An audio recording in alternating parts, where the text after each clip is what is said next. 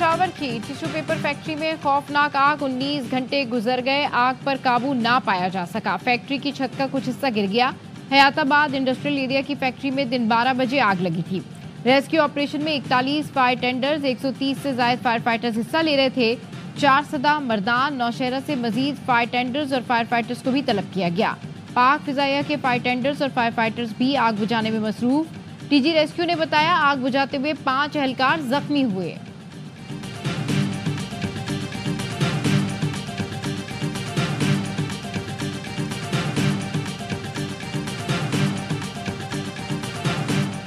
कराची के इलाके federal B area block 16 में एलपीजी की दुकान में सिलेंडर फटने से आग लग गई। दुकान में मौजूद 2 अफराद झुलसकर जान बहक। एलपीजी की दुकान रिहायशी इमारत में कायम थी। दोनों अफराद की लाशें करीबी अस्पताल मुंतकिल कर दी गईं। गवर्नर सिंध कामरान टिसौरी का गैस सिलेंडर फटने पर इजहार तशवीश, कमिश्नर कराची से रिपोर्ट तलब कर ली।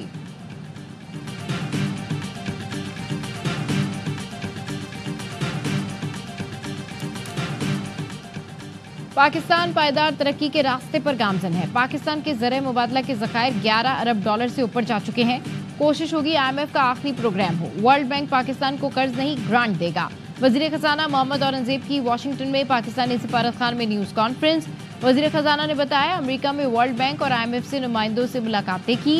IMF के साथ बहुत तामीरी बातचीत हुई है। मुलाकातों में पाकिस्तान में महंगाई की कमी और बुनियादी शरह सूद में कमी को सराहा गया। मईशत की बेहतरी के लिए हमें मुश्किल फैसले करना होंगे। नॉन फाइलर्स के गाड़ी जायदाद खरीदने पर पाबंदी के लिए कानून साजी की जरूरत है।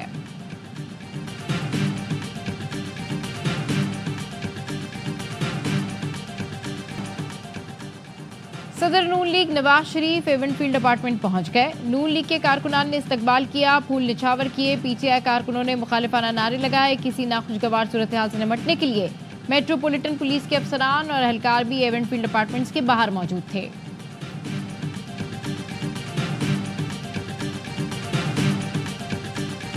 शिकस्तों का मौसम बीत गया, पाकिस्तान जीत गया। पिंडी टेस्ट के तीसरे ही दिन इंग्लैंड को 9 विकेट से पिछाड़ दिया। 3.5 साल बाद होम टेस्ट सीरीज जीती।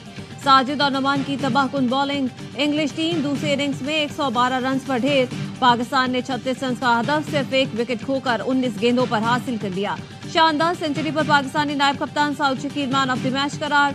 साजिद खान 19 विकेटों के साथ टेस्ट सीरीज के बेहतरीन खिलाड़ी करार पाए। टेस्ट सीरीज स्पोर्ट्स पर बराह रास्त नशर की गई।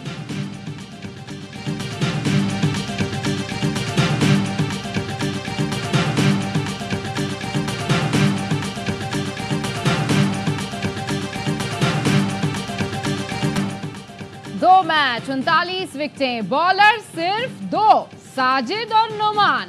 पहले टेस्ट में कौमी टीम को इबरतनाक शिकस्त के बाद दोनों स्पिनर्स को बुलाया गया। स्पिन विकेट पर दोनों ने बासबॉल का वो हाल किया कि दुनिया ने देखा।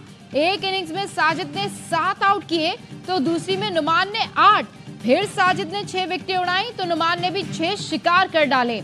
नुमान ने सीरीज में 20 और साजिद ने 19 शिकार किए। साजिद खान ने प्लेयर ऑफ द सीरीज मिलने पर कहा, नुमान भाई ने जबरदस्त बॉलिंग की, अवार्ड पर उनका भी हक है, शेयर होना चाहिए था।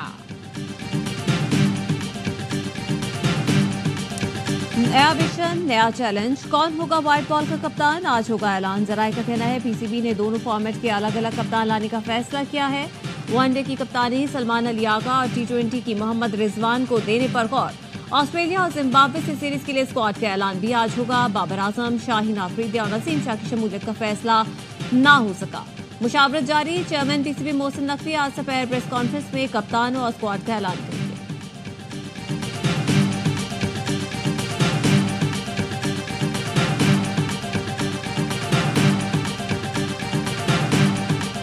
As Chief Justice of Pakistan, I will discharge my duties and perform my functions honestly, to the best of my abilities and faithfully in accordance with the Constitution of Islamic Republic of Pakistan and the law.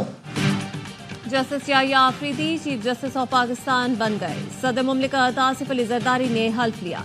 तकरीब हल्फ बर्दारी में वज़ीर आज़म शहबाज शरीफ, chairman senate, तीनों मुसल्लह अफवाज के सरबराहान ने शिरकत की।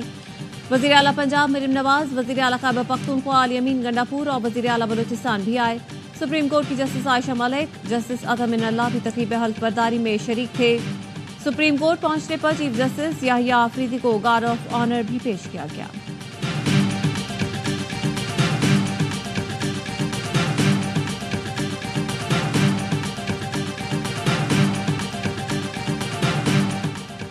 Chief justice Yahya Afridi का मनसब संभालते ही बड़ा इकदाम। जस्टिस मुनीब अख्तर को दोबारा जजेस कमेटी में शामिल कर लिया। रजिस्ट्रार सुप्रीम कोर्ट ने नोटिफिकेशन जारी कर दिया। काजी फाइज ईसा ने जस्टिस मुनीब अख्तर को हटाकर जस्टिस अमीनुद्दीन को कमेटी में शामिल किया था। नए चीफ जस्टिस की तकर्री से सुप्रीम जुडिशल काउंसिल की भी तश्कील नौ।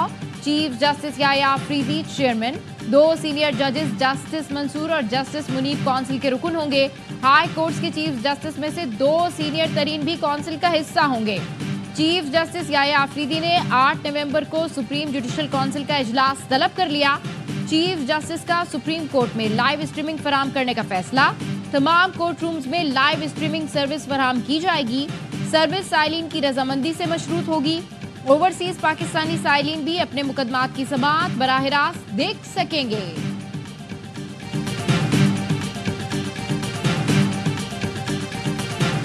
असम्बली जायज़ नहीं है, इसका दोबारा इंतखाब होना चाहिए, जायज़ इंतखाब होना चाहिए ताकि आवाम की हकीकी राय सामने आ सके।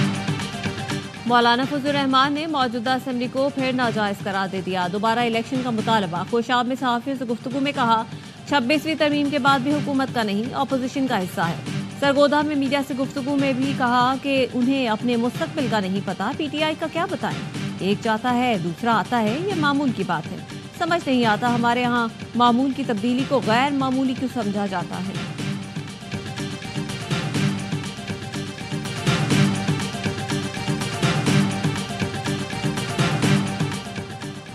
पीटीआई रहनुमा जैन कुरैशी डिप्टी पार्लिमानी लीडर के ओहदे से मुस्ताफी। जैन कुरैशी ने पार्टी की जानिब से शो कॉज नोटिस मिलने के बाद ओहदे से इस्तीफा दिया।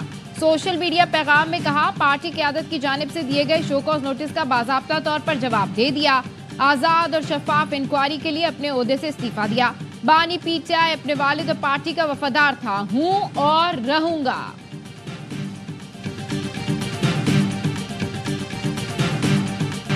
इस्लामाबाद में कैदी वैंस पर मुबैना हमला केस में नामजद 86 मुल्जिमान का 2 रोज़ा जिस्मानी रिमांड मंजूर।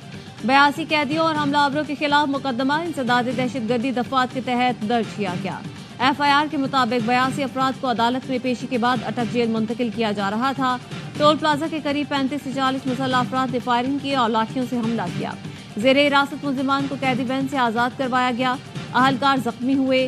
फरार मुतादिद कैदियों और 4 हमलावरों को गिरफ्तार कर लिया गया।